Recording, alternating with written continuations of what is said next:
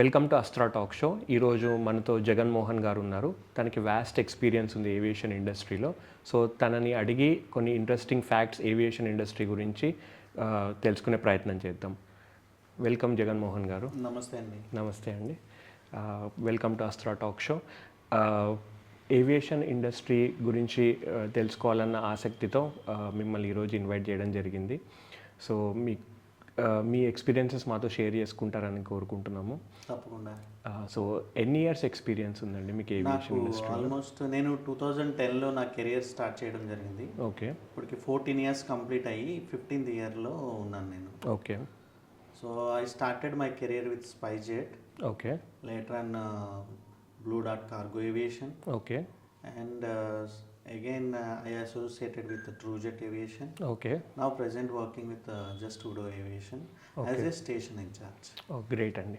Thank so అసలు first ఈ aviation సెక్టర్లోకి రావాలి, ఏవియేషన్ ఇండస్ట్రీలోకి రావాలని అసలు ఆ థాట్ ఎలా వచ్చింది? ఎందుకంటే 14 ఇయర్స్ బ్యాక్ ఉంది ఏవియేషన్ గురించి తెలుసు, కానీ ఇప్పుడున్నంత బూమ్ నాకు తెలుసు 14 ఇయర్స్ బ్యాక్ అంత అవేర్నెస్ లేదు కదా ప్రజలకి. సో ఆ టైంలోనే మీరు ఏవియేషన్ ఇండస్ట్రీలోకి రావాలని ఎందుకు అనుకున్నారు? బూమ్ లేకపోవడం లేదండి, అప్పుడు రేషియోని బట్టి అప్పుడు కూడా ఉంది. ఓకే. అండ్ నాకు కొంచెం దీని గురించి ఇంట్రెస్ట్ ఎక్కువ. I'm very passionate about aviation. Okay. So after completed my graduation I came to Hyderabad. Okay. I have done my diploma in aviation. Later on, I started my career with SpiceJet. Okay. So first అసలు ఈ ఫీల్డ్లోకి రావాలని interest ఎందుకు వచ్చింది మీకు? Interest in the sense, నాకు చిన్నప్పటి నుంచి కొంచెం ఈ ఫ్లైట్స్ చూడడం, ఇది దానివల్ల నాకు ఒక రకమైన ఇంట్రెస్ట్ ఉంది. And that to very passionate about this. Actually I want to become a cabin crew. Okay, okay. My thought was become a cabin crew. Later on, I choose my career with operations only. Okay. Yes. Okay. So మీరు different air craft తోటి work చేశారు కదా, different models వాటితోటి. So one of your favourite model ఏది? My favorite model means it is a biggest aircraft, Airbus 380. Okay. Okay. So మీరు అది దగ్గర నుంచి చూడడం జరిగిందా, ఎయిర్బస్ A380? ఓకే. సో మీరు ఏ ప్లేసెస్లో వర్క్ చేశారు, ఐ మీన్ ఏ ఎయిర్పోర్ట్స్లో వర్క్ చేశారు? I work with Hyderabad, Vijayawada, Rajahmundry, Bengaluru. Okay. So హైదరాబాద్కి నాకు తెలిసి ఎయిర్బస్ A380 ఒక 2-3 సార్లు ల్యాండ్ అయింది కదా? Yeah, more than. Okay. Okay. In emergencies. Okay. Malaysian Airbus 380. Other airlines also landed many times. Okay, many times. I saw many times. Okay. నాకు తెలిసి ఒక బిగ్గెస్ట్ ఎయిర్ క్రాఫ్ట్ వరల్డ్లో ఒకసారి ల్యాండ్ అయింది, ఇఫ్ ఐఎమ్ నాట్ రాంగ్, మన శంషాబాద్ ఎయిర్పోర్ట్లో. Yes. అది ఏమన్నా అది దగ్గర నుంచి చూసారా? ఎస్, చూసానండి. మీరు చెప్పారు మీ జర్నీ అనేది ఎట్లా స్టార్ట్ అయిందో. సో బేసిక్గా రిక్వైర్మెంట్స్ ఏంటండి ఏవియేషన్ ఇండస్ట్రీలో వర్క్ చేయాలంటే? గ్రాడ్యుయేషన్ ఇస్ ఇంపార్టెంట్ అండి. ఓకే. అంటే ఏ ఫీల్డ్లో అయినా ఓకేనా గ్రాడ్యుయేషన్ అనేది? ఎస్. చాలా మంది +2తో కూడా వస్తారు, ఇంటర్మీడియట్ కంప్లీట్ చేసి కూడా వస్తారు. ఓకే. బట్ థింగ్ ఈస్, ఒక్కసారి మీరు జాబ్లో జాయిన్ తర్వాత ఎడ్యుకేషన్ కంటిన్యూ చేయడం అనేది టఫెస్ట్ టాస్క్ నాకు తెలిసి. ఓకే. సో బెటర్ మీరు any industry, not only aviation, మీరు మీ గ్రాడ్యుయేషన్ అనేది కంప్లీట్ చేసుకుని వస్తే బెటర్ అనేది నా ఉద్దేశం. And graduation is minimum qualification nowadays in aviation. Okay. And every airline is choosing for graduates only. Okay. So మీరు గ్రౌండ్ స్టాఫ్, ఐ మీన్ దాంట్లో work చేసే అన్నారు కదా? Airport operations and customer service. Okay. Customer service కూడా. Yes. Okay. నా question ఏంటంటే, ఇప్పుడు cabin crew అనేవాళ్ళు పైన ఇన్ఫ్లైట్ సర్వీస్ అనేది ఇస్తారు.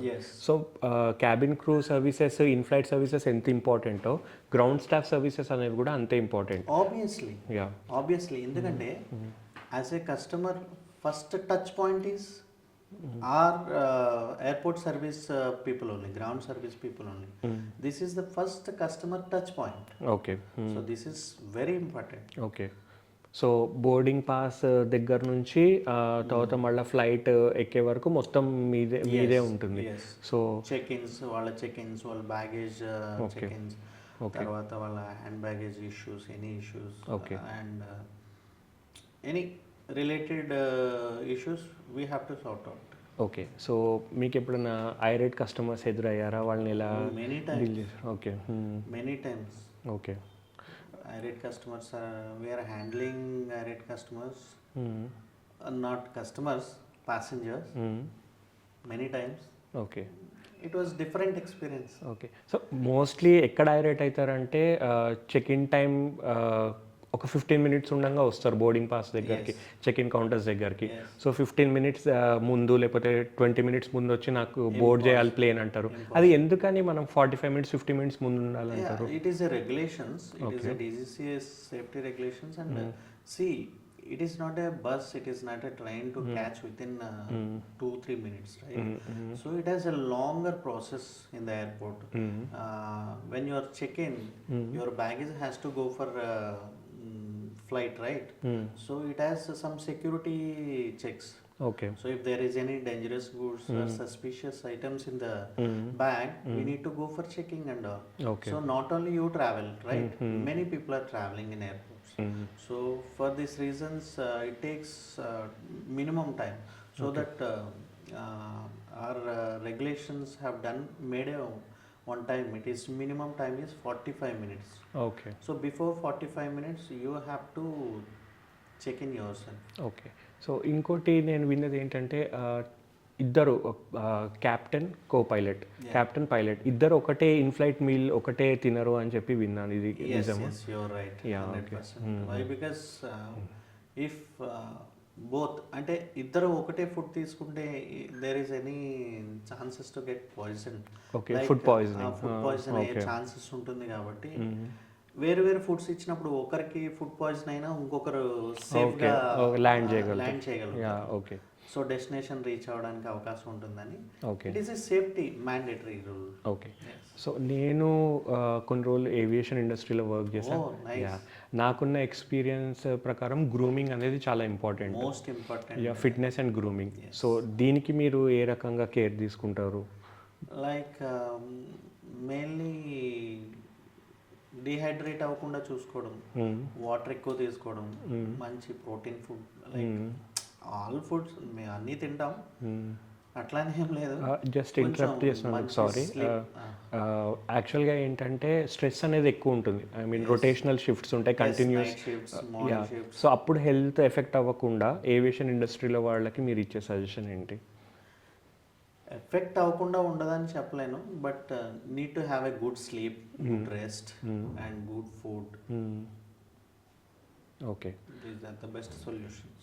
ఓకే. సో ఇవాళ రేపు చాలా ఫ్రాడ్స్ అనేవి కూడా జరుగుతున్నాయి. Yes. ఫర్ ఎగ్జాంపుల్ మీరు ఇంత పే చేస్తే మీకు సో అండ్ సో ఏవియేషన్ కంపెనీలో జాబ్ ఇస్తాము Yes, అని కాల్స్ రావడము, ఇట్లా చాలామంది యూత్ అవి నమ్మి పేమెంట్స్ చేయడం జరుగుతుంది. Yes. సో అలాంటి వాటి నుంచి మనం కేర్ఫుల్గా ఉండాలంటే ఏం చేయాలి? మీరు ఇచ్చే సజెషన్ ఏంటి? అబ్సల్యూట్లీ సంతోష్ గారు, నాకే మా ఫ్రెండ్స్ చాలా మంది మెనీ టైమ్స్ కాల్ చేశారు. కాల్ చేసి జగన్, సో మా ఫ్రెండ్స్, మా రిలేటివ్స్ ఇలా కాల్ వచ్చింది, సో 2000 పే చేయమంటున్నారు, 5000 పే చేయమంటున్నారు, 20,000 పే చేయమంటున్నారు. ఇదంతా wrong, misleading. So don't trust them. Okay. No company will take amount in aviation. Okay. If you have a good communication skills, that is enough with the graduation. Okay. Graduation plus good communications. Okay. Enough. Okay. మీరు ఇంకా కావాలి అంటే ఇప్పుడు suppose for example ఒక airline తీసుకుందాం, IndiGo. ఇండిగోని గూగుల్లోకి వెళ్ళి search చేయండి. Search చేసిన తర్వాత ప్రతి ఎయిర్లైన్కి కెరియర్ అనేది ఒక ఆప్షన్ ఉంటుంది. అవును, వెబ్సైట్లో ఉంటుంది. వెబ్సైట్లో కెరియర్స్ అనేది ఒక ఆప్షన్ ఉంటుంది. యా. సో మీరు ఆ కెరియర్స్లోకి వెళ్ళండి. ఓకే. వెళ్ళి మీ రెజ్యూమే నీట్గా అప్డేట్ చేసుకోండి. ఓకే. పాతది ఎప్పుడుదో కాకుండా రీసెంట్ అప్డేట్ రెజ్యూమేని మీరు అందులో అప్లోడ్ చేయండి. Okay. Obviously you will get a call. Okay. Okay. Definitely 100% I'm saying. Okay. Obviously 100% you will get a call from that particular airline. Okay. But don't trust them. ఇలాంటివి misleading అనేవి చాలా జరుగుతున్నాయి. Okay. చాలా మంది even comedy joke ఏంటంటే the same call I received many times. Okay. Being a employee మీకే call వచ్చింది. Okay. I received a call from some other X numbers. So they are telling like we have opportunities in some ex airport. So this amount you need to pay. Then HR round will be there. Okay. Oh my God. Okay. Okay. So don't trust them. Okay. చాలా మంది నేను చూస్తున్నాను, చాలా మంది మా relatives మా ఫ్రెండ్స్లోనే చాలా మంది ఇలా డబ్బులు పాడు చేసుకున్న వాళ్ళు ఉన్నారు. దయచేసి నేను అందరికి చెప్పేది అదే, don't trust them, don't pay any one. Well moving on, ఇంకోటి నేను విన్నది ఏంటంటే ఇంట్రెస్టింగ్ క్వశ్చన్ ఏంటంటే కోకోనట్ క్యారీ చేయొద్దు, ప్లస్ ఫుట్బాల్ కూడా air fill I mean football carry చేయొద్దు అని, ఇది నిజమా? నిజమండి. ఓకే. కోకోనట్ని కోప్రా అంటారు. ఓకే. సో ఇది అన్ఎక్స్పెక్టెడ్గా ఫ్లేమ్ అవుతుంది. Okay. So we cannot expect అనమాట. సో దానికి వెంటనే ఫైర్ అయ్యే ఛాన్సెస్ ఉన్నాయి. ఓకే. ఓకే. సో దానివల్ల ఏంటంటే copra is not allowed in the ఎయిర్ క్రాఫ్ట్స్. Okay. ఈవెన్ దో ఈ food balls and other balls also with air it may chance to get blast. Okay. Okay. So air pressure ఉంటుంది flight లో. అవునవును. So ఆ pressure లో ఇది cabin pressure, cabin pressure కి బ్లాస్ట్ అయ్యే ఛాన్సెస్ ఉంటుంది. ఓకే. సో అది మన ఇక్కడ ఉండే ప్రెషర్ కంటే మీకు అక్కడ క్యాబిన్ లో ఉండే ప్రెషర్ ఎక్కువ ఉంటుంది. So that is the reason if you want to carry the football without air you have to remove the air. Okay. And you can carry. Okay. So ఇప్పుడు ఒక ప్యాసింజర్ మీ services నచ్చి మళ్ళీ రావాలి అంటే మీరు ఏమేమి ఫాలో అవుతారు ప్రొసీజర్స్? ఎందుకంటే ఒక ప్యాసింజర్ సాటిస్ఫై అయ్యి మళ్ళీ వస్తేనే రెవెన్యూ అనేది జనరేట్ అవుతుంది. సో ఆ ప్యాసింజర్ పోకుండా మళ్ళీ మీ ఎయిర్లైన్స్కే రావాలి. మీ అంటే ఏదైనా particular we're working in hospitality service. Okay. Working in service industry. when we are giving a good service, obviously that customer will come back. Okay. So the same procedure will applicable here also. Okay. So మనం passenger వచ్చిన వాళ్ళని మనం మంచిగా greet చేసి వారిని ఏం కావాలో అవన్నీ ఇన్ ద సెన్స్ అవన్నీ చూసుకున్నప్పుడు ఆబ్వియస్లీ ఆ ప్యాసింజర్కి నచ్చినప్పుడు వెనక్కి రావడం జరుగుతుంది. ఓకే. సో ఇప్పుడు ఏవియేషన్ గ్రోత్ అనేది ఎలా ఉందండి? ఎందుకంటే పాస్ట్ 10 yearsతో కంపేర్ చేస్తే ఇప్పుడు పెరిగింది మార్కెట్ అనేది. సో ఏవియేషన్ గ్రోత్, ఈ క్వశ్చన్ అడిగే కంటే ముందు నాకు ఇంకొక డౌట్ ఏంటంటే రీసెంట్గా ఒక ఎయిర్లైన్స్ క్రాష్ అయింది. సో ఇలాంటి ఇన్సిడెంట్స్ చూసినప్పుడు భయం వేస్తుంది ఎయిర్ ట్రావెల్ అనేది. సో సేఫ్టీ గురించి సో మీ ఒపీనియన్ ఏంటి? So one of the most safest means of transport అనేది aviation. Okay. Compare to other ట్రాన్స్పోర్టేషన్స్తో చూస్తే ఇది సేఫ్టీ విషయంలో ఎక్కువగా ప్రికాషన్స్ తీసుకోవడం జరుగుతుంది. యాక్సిడెంట్ రేటింగ్ అనేది చాలా చాలా అంటే చాలా తక్కువగానే ఉంటుంది. ఎక్కువగా ఇది మీడియాలో కవర్ అవడం వల్ల మనకు తెలుస్తుంది. ఓకే. సో వేరే మీన్స్ ఆఫ్ ట్రాన్స్పోర్టేషన్తో కంపేర్ చేస్తే ఎయిర్ ట్రావెల్ అనేది one of the safest means of transportation. Absolutely. Okay. Okay. అంటే ఏ చిన్న ఇన్సిడెంట్ అయినా కూడా మనకి హైలైట్ అవుతుంది కాబట్టి ఆ ఫియర్ అనేది ఉంటుంది. సో ఇప్పుడు కొత్తగా జాయిన్ అయ్యే వాళ్ళకి మీరు ఇచ్చే సజెషన్ ఏంటి? కొత్తగా జాయిన్ అవ్వాలంటే minimum qualification is graduation and good communication skills. Okay. With that maintain grooming, well grooming. That is enough. Okay. దీనికి పర్టికులర్ కోర్సెస్ ఏమైనా చేస్తే మంచిదా, లేకపోతే వితౌట్ కోర్స్ జాయిన్ అవ్వచ్చా? కోర్సెస్ ఉన్నాయి బయట, చాలా కాలేజెస్ అండ్ ఇన్స్టిట్యూట్స్ ఆఫర్ చేస్తున్నాయి. Diplomas, different kind of courses offer చేస్తున్నాయి. మీరు కోర్స్ చేసే రావాలని ఏం లేదు. Okay. So without course also you can come. నార్మల్గా హైరార్కీ అనేది ఏంటి? Ground staff hierarchy and inflight crew hierarchy ఏంటండి? హైరార్కీ అంటే గ్రౌండ్ స్టాఫ్లో వచ్చి పొజిషన్స్ ఎగ్జిక్యూటివ్ నుంచి స్టార్ట్ అవుతాయండి. First executive, senior executive, supervisors, duty managers or assistant managers, managers, regional managers, okay, up to CEO. Okay. High వరకు. Okay. So in flight వచ్చేప్పటికి 2 type crew will be there. One is cockpit crew okay.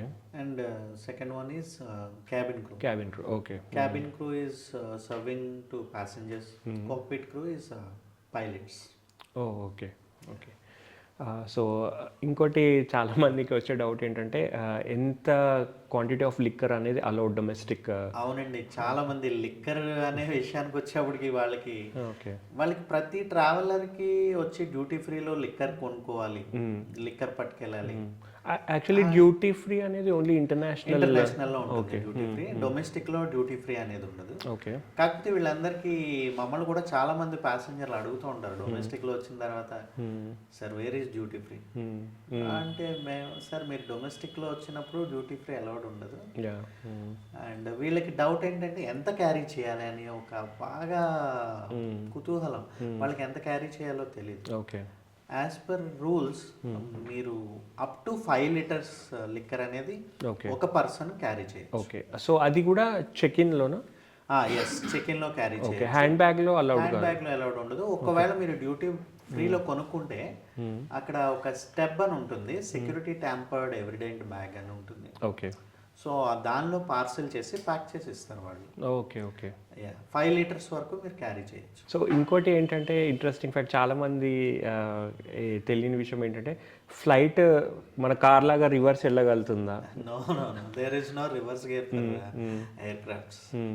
Push back అనే ఒక వాహనం, vehicle ఉంటుంది. Okay. So దాంతో push back చేస్తారు taxiway వరకు.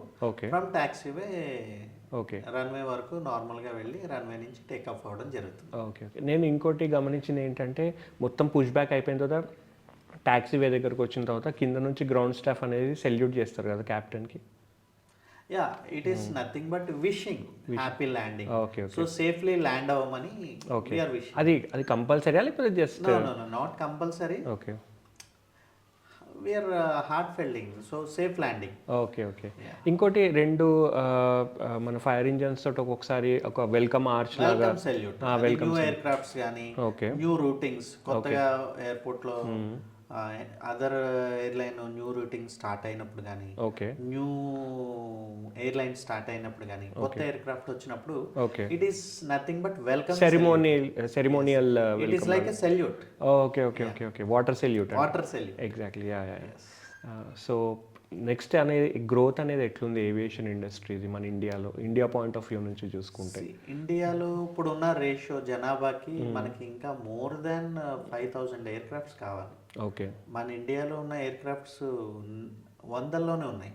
Okay. హండ్రెడ్స్లోనే ఉన్నాయి. ఓకే. మనకి థౌజండ్స్లో ఎయిర్ క్రాఫ్ట్స్ కావాలి. ఇంకా న్యూ రూట్స్ వస్తున్నాయి. ఆర్సిఎస్ సెక్టర్స్ అంటున్నారు, regional connectivity sectors. Okay. So Udan sectors అని స్టార్ట్ అయినాయి.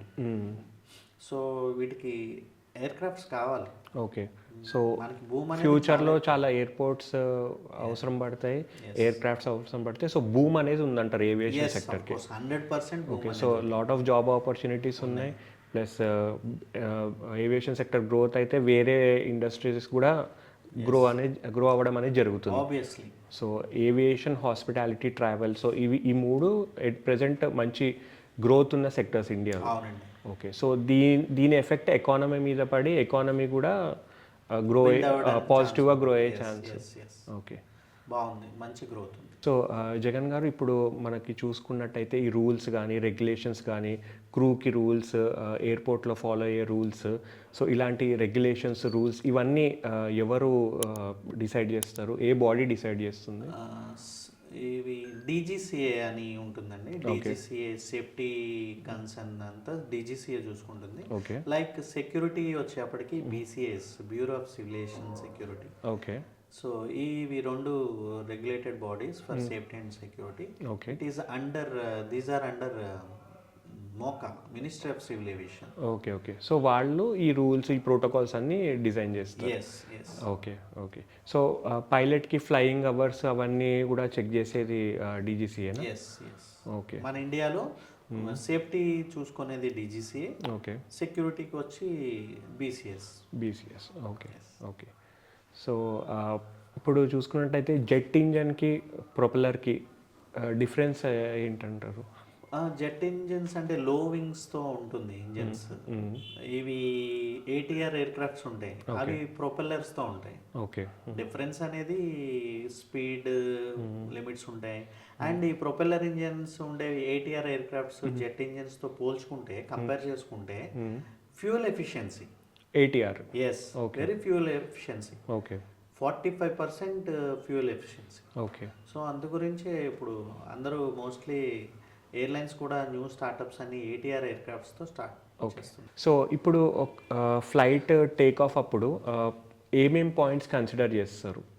I mean flight take off అప్పుడు సేఫ్గా టేక్ ఆఫ్ అవ్వాలంటే టేక్ ఆఫ్ ఒకటి, ల్యాండింగ్ ఒకటి.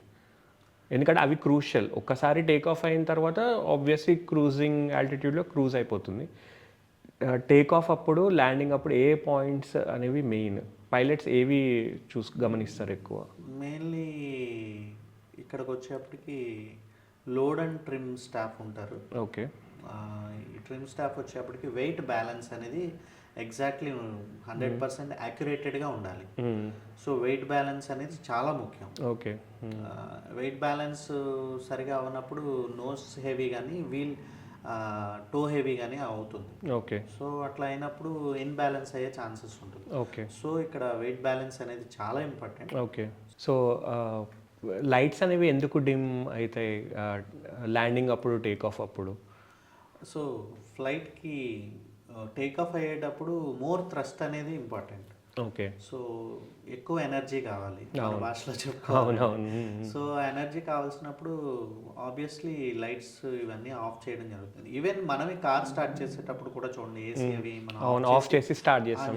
Same like that. Okay. Okay. అందువలన వాళ్ళు లైట్స్ అనేవి ఆఫ్ చేస్తారు. ఓకే. ఇంకోటి అండ్ ఫెయిల్ అయ్యే ఛాన్సెస్ ఉంటుంది, లైట్స్ ఆన్లో ఉంటే ఏమైనా ఫెయిల్ అయ్యే ఛాన్సెస్ ఉంటుంది. ఓకే. ఓకే. ఇంకోటి నేను అబ్జర్వ్ చేసింది ఏంటంటే విండోస్ అన్ని అప్పు పెట్టమంటారు టేక్ ఆఫ్ అప్పుడు, ల్యాండింగ్ అప్పుడు. సో అది it is a safety precaution. ఎందుకంటే బయట ల్యాండింగ్ టైంలోని అండ్ టేక్ ఆఫ్ టైంలోని ఏమైనా ఇష్యూ లైక్ యాక్సిడెంట్, ఇన్సిడెంట్ అయ్యే ఛాన్సెస్ ఉంటే మనకు తెలుస్తుంది. ఓకే. సో దానివల్ల విండోస్ ఓపెన్ పొజిషన్లో ఉంచమని చెప్తారు. Doors, Windows, doors. Okay. So మీరు రెగ్యులర్గా ఇంటరాక్ట్ అవుతుంటారా పైలట్స్ తోటి, క్రూ తోటి? సో వాళ్ళ ఎక్స్పీరియన్స్ అంటే ఇప్పుడు ఒక పర్సన్కి పైలట్ అవ్వాలన్న కోరిక ఉంటే తను ఏం చేయాలి? అంటే ఎలా ఆ కెరియర్ చూస్ చేసుకున్న వాడికి మీరు ఇచ్చే సజెషన్ ఏంటి? ఎలా సక్సెస్ఫుల్గా స్టార్ట్ చేయొచ్చు కెరియర్ యాజ్ ఎ పైలట్? పైలట్కి మినిమం క్వాలిఫికేషన్ అనేది +2 అండి. +2లో మ్యాథ్స్, ఫిజిక్స్, కెమిస్ట్రీ అనేది important. Okay. Okay. MPC, maths, physics, chemistry +2 చేస్తే education is enough for them and good communications. And ఇప్పట్లో ఇండియాలో చాలా ఇన్స్టిట్యూట్స్ ఉన్నాయి పైలట్. సో ఈ +2 తర్వాత ఒక ప్రొఫెషనల్ ఇన్స్టిట్యూట్లో జాయిన్ అయ్యి పైలట్ ట్రైనింగ్ కోర్స్ అనేది చేయాలి. దానికి మీరు ఒక 50 నుంచి 1 crore వరకు, 50 lakhs నుంచి 1 crore వరకు ఖర్చు పెట్టాల్సి ఉంటుంది. ఓకే. సో దానికి ట్రైనింగ్ అయిపోయిన తర్వాత ఎగ్జామ్ అనేది అంటే ఎలా ఫ్లై? ఈ ట్రైనింగ్ లోనే ఎగ్జామ్స్ అన్నీ ఉంటాయి. వన్స్ మీకు అప్పుడే అవర్స్ మీకు ఎన్ని ఎక్కువ క్యాలిక్యులేట్ అయితే మీ ఎక్స్పీరియన్స్ పెరుగుతుంటుంది. ఓకే. Flying hours. ఓకే. దాని తర్వాత మనకి లైసెన్స్ అనేది వస్తుంది. లైసెన్స్ వస్తుంది. ఓకే. సో ఆ లైసెన్స్ వచ్చిన తర్వాత తను ఎయిర్లైన్స్లో జాయిన్ అవ్వచ్చు, అప్లై చేసుకోవచ్చు. జాయిన్ అవ్వచ్చు అంటే వాళ్ళు మనం అప్లై చేసుకుంటే మన క్యాపబిలిటీని చూసి, ఓకే, మన ఎక్స్పీరియన్స్ని చూసి వాళ్ళు కావాల్స్తే మిమ్మల్ని తీసుకోవడం జరుగుతుంది. ఓకే. క్యాబిన్ క్రూకి same, cabin crew also +2 enough. Not only maths, physics, chemistry, any stream +2లో, any stream, no problem. +2 is enough. Okay. నా సజెషన్ ఏంటి అంటే +2 చేసి మీరు జాబ్లో జాయిన్ అయిన తర్వాత you cannot continue the education. Okay. So నా బెస్ట్ సజెషన్ ఏంటంటే complete your graduation, minimum graduation. So then you come to aviation industry. Okay. Okay. So ground స్టాఫ్కి కూడా అంతే, any graduation is fine. Any graduation. See ఇక్కడ ఇంకొక విషయం ఉందండి చెప్పడానికి. ఇంజనీరింగ్ చేసి మీరు గ్రౌండ్ స్టాఫ్గా వస్తే there is no use. Okay. MBBS చేసిన వాళ్ళు డాక్టర్కి వెళ్తేనే బాగుంటుంది, టీచర్కి వెళ్తే బాగుంది కదా. అవునవును. సో అట్లా ఇంజనీరింగ్ అలాంటి పెద్ద పెద్ద డిగ్రీస్ చేసి ప్రొఫెషనల్ డిగ్రీస్ ఇక్కడికి రావడం నన్ను అడిగితే వద్దనే చెప్తాను. లైక్ మీరు నార్మల్గా బీఎస్సీ, బీఏ, బీకామ్, బీబీఏ, బీబీలో స్పెషలైజేషన్స్ ఉన్నాయి ఏవియేషన్, ఇట్లాంటివి చేసినప్పుడు మోస్ట్ వెల్కమ్. ఓకే. సో ఇంత బాగా ఎక్స్ప్లెయిన్ చేశారు. కాకపోతే అందరికీ వచ్చే డౌట్ ఏంటంటే, సో శాలరీస్ అనేవి ఎలా ఉంటాయి ఏవియేషన్ ఇండస్ట్రీలో? ఫర్ ఎగ్జాంపుల్ పైలట్కి, క్యాబిన్ క్రూకి, గ్రౌండ్ స్టాఫ్కి, సో ఏవియేషన్ కెరియర్గా ఎంచుకున్న వాళ్ళకి శాలరీస్ అనేది ఏ విధంగా ఉంటాయి? శాలరీస్ అంటే మరీ హై అని చెప్పలేను, బాగుంటాయి. ఓకే. ఫెసిలిటీస్ కూడా బాగుంటాయి. చూడండి, ఇప్పుడు మీరు యాజ్ ఏ గ్రౌండ్ స్టాఫ్గా జాయిన్ అయ్యారనుకోండి, కంపెనీ ఆల్ లైక్ మీకు డ్రెస్ దగ్గర నుంచి మొత్తం వింటర్లో వింటర్ జాకెట్స్ ఇస్తుంది, రెయినీ సీజన్లో రెయిన్ వేర్ ఇస్తుంది, సమ్మర్ వచ్చేప్పటికి క్యాప్స్ ఇవన్నీ మొత్తం అన్ని వాళ్ళే ప్రొవైడ్ చేస్తారు. ఇలాంటి గుడీస్ అన్ని ఇస్తారు. గుడీస్ ఇస్తారు. ఓకే. సో లైక్ మీరు శాలరీస్ వచ్చేప్పటికి మీకు డౌట్ రావచ్చు, క్యాప్టెన్స్, పైలట్స్ ఇంత ఇన్వెస్ట్ చేసి చేస్తారు, డబ్బులు ఇన్వెస్ట్ చేస్తారు, అట్లా వాళ్ళకి శాలరీస్ బాగుంటాయి, లక్షల్లోనే ఉంటాయి. ఓకే. గ్రౌండ్ తర్వాత ఇందులో మెయిన్లీ చాలా మందికి తెలియంది ఇంకోటి ఏంటంటే, ఇంజనీరింగ్ పార్ట్ వచ్చి ఏమీస్ అని ఏమీ కోర్స్ ఉంటుంది. Okay. Air craft maintenance engineer. వాళ్ళకి కూడా శాలరీస్ బాగుంటాయి. వాటికి 3 years డిప్లొమా ఉంటుంది, 4 years. Okay. So +2 maths, physics, chemistry intermediate అయ్యాక వాళ్ళు కూడా జాయిన్ అవ్వచ్చు. ఓకే. నేను సజెస్ట్ చేస్తే ఏమీ కోర్స్కి వెళ్ళమని సజెస్ట్ చేస్తాను. ఓకే. ఓకే. గ్రేట్. మంచి course. Okay. So they have beautiful future. Okay. Okay. Of course tough అనేది ఎక్కడైనా ఉంటుంది. They have to clear papers. Okay. ఒకసారి క్లియర్ అయ్యి ఆ ఫీల్డ్లోకి ఎంటర్ అయిన తర్వాత గ్రోత్ అనేది బాగుంటుంది. చాలా బాగుంటుంది. ఓకే. సో ఇంకో క్వశ్చన్ ఏంటంటే, డొమెస్టిక్ ఫ్లైట్స్లో ఆల్కహాల్ సర్వ్ చేయరు కదా?